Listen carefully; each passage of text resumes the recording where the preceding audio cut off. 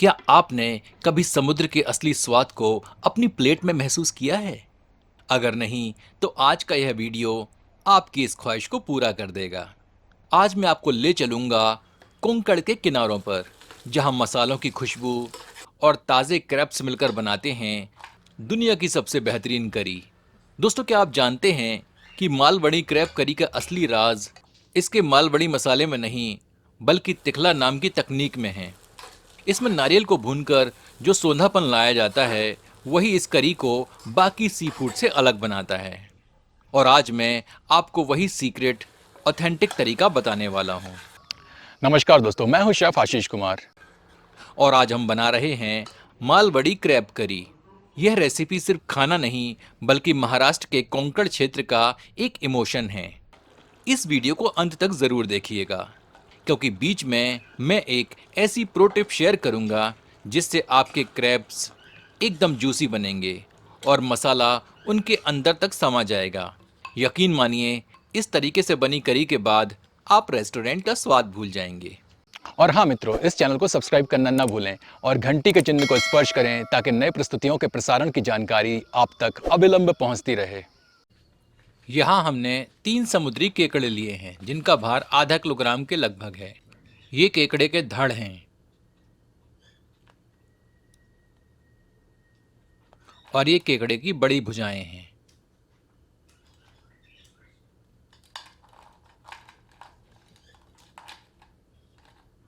और यह रही छोटी भुजाएं, जिनके सहारे से केकड़ा चलता है। छोटी वाली भुजाओं को एक ब्लेंडर में स्थानांतरित करते हैं।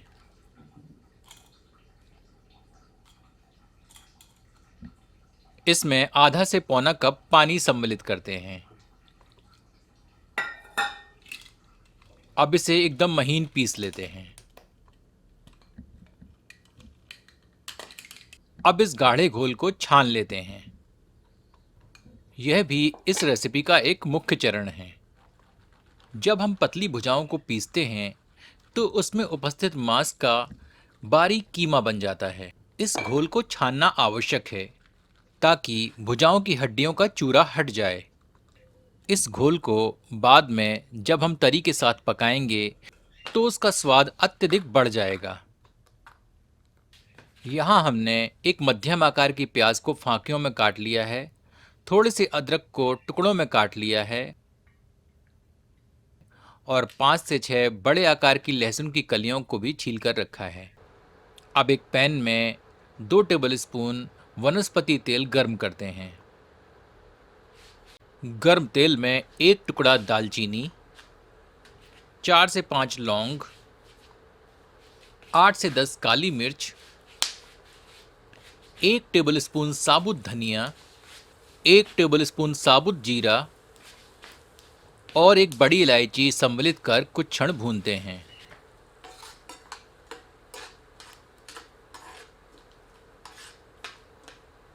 तत्पश्चात इसमें आधा टेबलस्पून सफ़ेद तिल सम्मिलित कर पुनः इसे कुछ क्षण भून लेते हैं। आंच धीमी ही रखते हैं ताकि मसाले जले नहीं। अब इसमें लहसुन सम्मिलित करते हैं।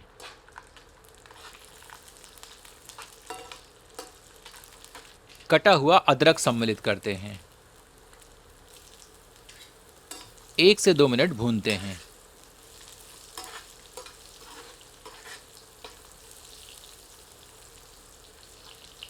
अब इसमें स्वादानुसार 5 से 6 साबुत लाल मिर्च सम्मिलित कर पुनः कुछ क्षण भून लेते हैं। अब प्याज सम्मिलित करते हैं।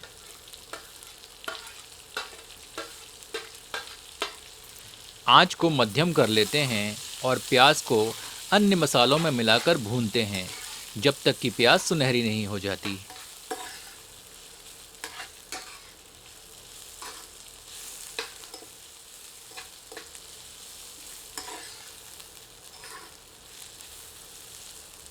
अब इसमें 2 टेबलस्पून सूखे नारियल का बुरादा सम्मिलित करते हैं। इसे अन्य सामग्री में मिलाकर 1 से 2 मिनट मध्यम आंच पर भूनते हैं, जब तक कि नारियल का चूरा हल्के भूरे रंग का नहीं हो जाता। आप चाहें तो इस बुरादे के स्थान पर सूखे नारियल को ग्रेट करके भी सम्मिलित कर सकते हैं। लेकिन चूरे की अपेक्षा ग्रेट किए हुए नारियल को अधिक भूनना होगा। तो इसे लहसुन से पहले सम्मिलित करें। अब इस भुने हुए मसाले को आंच से हटाकर किसी प्लेट में निकाल लेते हैं और इसे कमरे के तापमान पर आने देते हैं। तत्पश्चात इसे एक ब्लेंडर में स्थानांतरित करते हैं।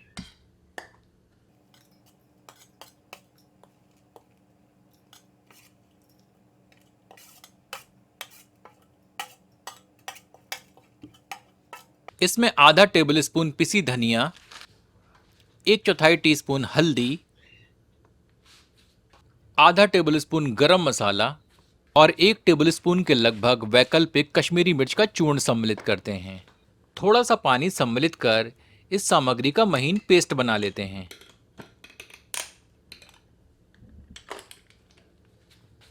यह रहा हमारा मालवड़ी मसाला। चलिए अब बनाते हैं मालवड़ी क्रैब करी। एक कढ़ाई में 1 करछी के लगभग वनस्पति तेल यानी कि वेजिटेबल ऑयल गर्म करते हैं। गर्म तेल में 1 तेजपत्ता सम्मिलित कर कुछ क्षण भूनते हैं। अब तेल में मालवड़ी मसाला सम्मिलित करते हैं।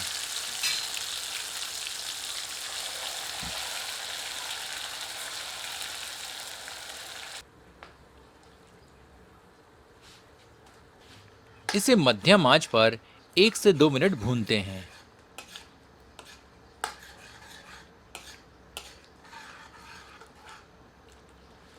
तत्पश्चात इसे ढककर 5 से 7 मिनट धीमी आंच पर पकाते हैं, पर बीच बीच में करछी चलाते रहते हैं।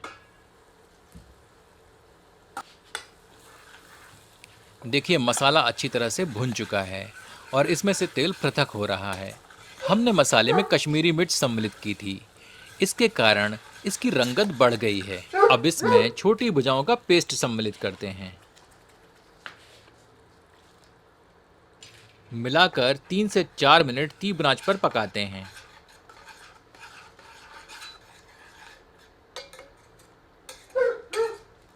इस तरल में उबाल आने के उपरांत केकड़े का धड़ एवं बड़ी भुजाएं सम्मिलित करते हैं।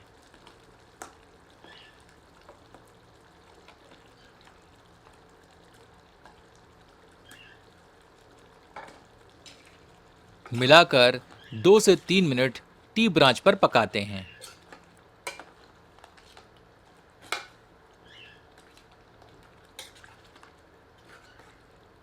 इसमें 1 से 1.5 कप गर्म पानी सम्मिलित करते हैं।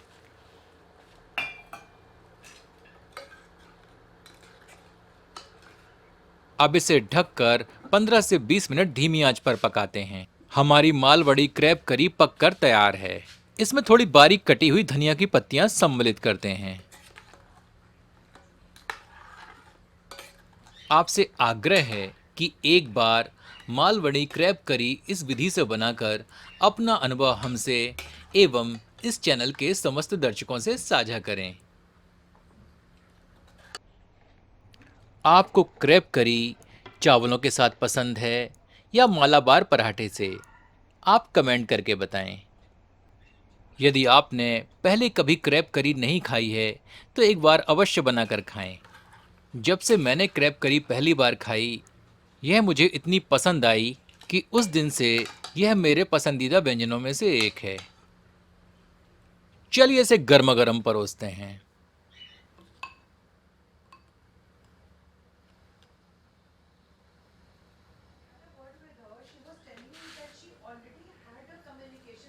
जरा चावलों के साथ इसे चक्कर तो देखें।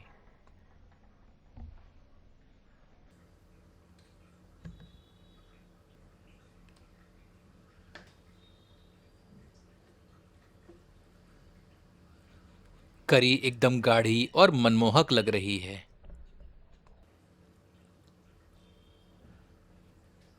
वाह, मजा आ गया। क्रैब अच्छी तरह से पक चुका है और अंदर से एकदम जूसी है।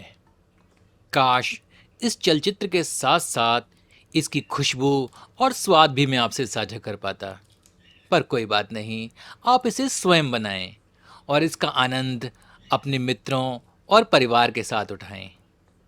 मिलते हैं एक नए वीडियो में एक नई रेसिपी के साथ। यदि आपको यह प्रस्तुति पसंद आई हो तो कृपया इसे अपनों के समक्ष साझा करना न भूलें। धन्यवाद।